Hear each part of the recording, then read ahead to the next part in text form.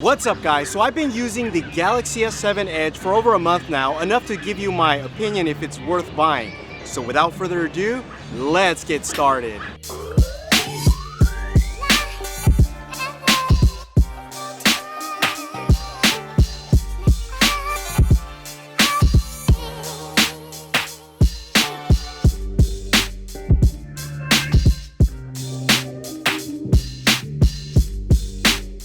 There's no doubt that the Galaxy S7 Edge is one of the most beautifulest Android phones available today, but like the Galaxy S6, it scratches very easily. So one of the things you're going to want to pick up is a D-brand skin if you want to protect your device.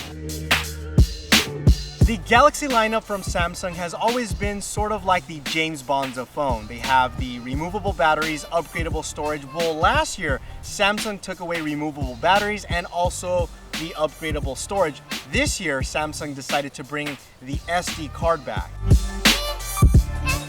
Although Samsung did not give us a removable battery, they were generous enough to give us a 3600 milliamp, which actually does increase the phone size, but I'm okay with that because it's much easier to hold and it also gets rid of that camera hump that was in the back that kind of plagued the Galaxy S6.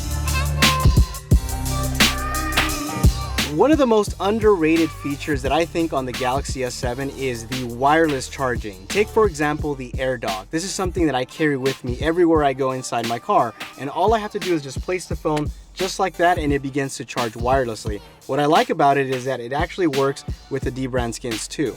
Another useful feature on the AirDock is that it has a built-in NFC. So say for example, when you put your phone down, you can actually program it to load, let's say Google Maps, or you can even have it load like, let's say a car mode. So I'm here in Starbucks drinking a coffee, and this is what I mean about convenience with wireless charging. Let's talk about that display. No. That display, incredible. Personally for me, it is the best display on a smartphone today. Super AMOLED, very nice and sharp. The colors are vibrant.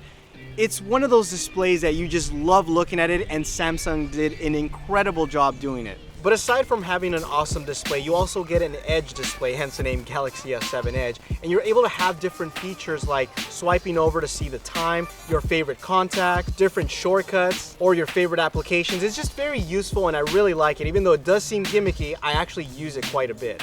So what can I say about TouchWiz? I mean, it's gotten a lot better. It's a lot lighter. The phone itself running Android is really smooth. Granted, this does have 4 gigs of RAM, but overall I'm liking it. I mean, if you don't want to have that whole Samsung user interface, just download Nova Launcher and it's pretty much good to go. Overall, I think Samsung has done great improvements and I really have no complaints here. And that's the thing about TouchWiz, it just has a lot of features like multi-window, which has always been in the Galaxy S lineup, and now you're seeing it on newer versions of Android like Android N. So TouchWiz has come a long way and it's a lot better. The Galaxy S7 Edge and the Galaxy S7 are both water resistant. Now, I didn't realize how important this was until I went to New York and I was actually walking and all of a sudden, out of nowhere, it starts to rain. I was lost, didn't know where I was, had to use Google Maps. Needless to say, the phone got really wet and I realized how important water resistant can be on a phone.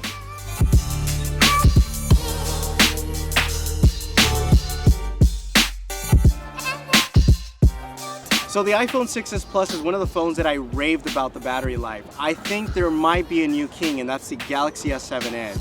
I can get through the whole entire day and still have plenty of battery life left.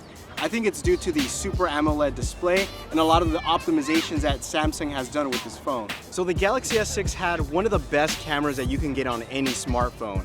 And the Galaxy S7 Edge will not disappoint in that department. It's gonna have a much wider aperture. You're gonna be able to take a lot better pictures in low light. And it's definitely one of the best, if not the best camera you can get on a smartphone today. So the front-facing camera has a really ultra-wide lens, and if you like to take selfies, well, then this is the camera you should use.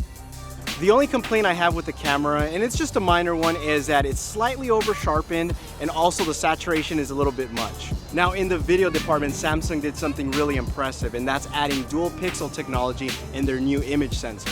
You're gonna get faster autofocusing and better low-light performance with that new f1.7 aperture. Now, if you love photography, Samsung decided to keep its Pro Mode feature that they had in the Galaxy S6. Now the Pro mode allows you to adjust the aperture, white balance, ISO, and also the focal length. So if you love to shoot pictures, this is definitely going to be one of your favorite cameras.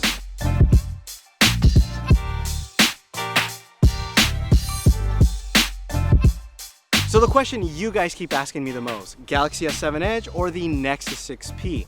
Well, personally, I have to give the edge to the Galaxy S7 Edge, no pun intended. It's just a much better phone in my opinion. You're gonna get a better display, you're gonna get longer lasting battery life.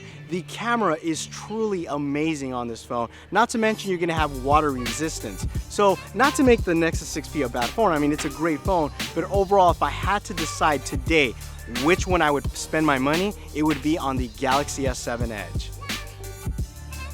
So I hope you guys enjoyed this video on the Galaxy S7 Edge. If you guys have any questions, drop me a comment down below.